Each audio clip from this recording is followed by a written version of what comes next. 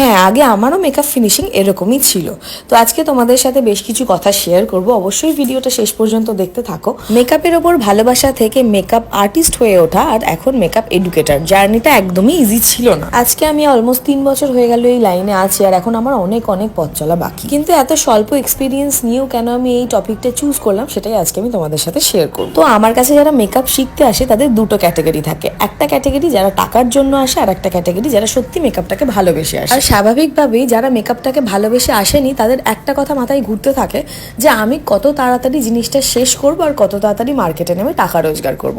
কিন্তু টাকা রোজগার করার জন্য যে তাকে তার স্কিল ডেভেলপ করতে হবে, এটা তাদের মাথায় কখনোই আসে না। আর আমাদের এই প্রফেশনটা ডেফিনেটলি স্কিল বেসড। তোমার কাজ ভালো হলে তুমি মার্কেটে অবশ্যই কাজ করবে। তাই কোন প্রোডাক্ট ইউজ করে কত টাকা নিতে পারি ma'am, party makeup charges starting price কত থাকা উচিত, কোন কোন প্যাকেজে কাজ করলে আমি সব থেকে বেশি লাভ করতে পারবো, এইসব অবান্তর প্রশ্ন না করে চেষ্টা করো নিজের কাজের ফিনিশিংটা আরো স্মুথ করার। কারণ মনে রাখবে, রং তুলি ক্যানভাস আমরা সবাই দোকান থেকে টাকা দিয়ে কিনে আনতে পারি, কিন্তু মূল্য কিন্তু হয় ওই ক্যানভাসের উপর ক্রিয়েটেড আর্টিস্ট্রিটার। তো যাই হোক, লুকটা তোমাদের কিরকম লাগলো অবশ্যই নিচে কমেন্ট করে জানিও। আর আমার কন্টেন্ট ভালো লাগলে make sure to follow my page. By.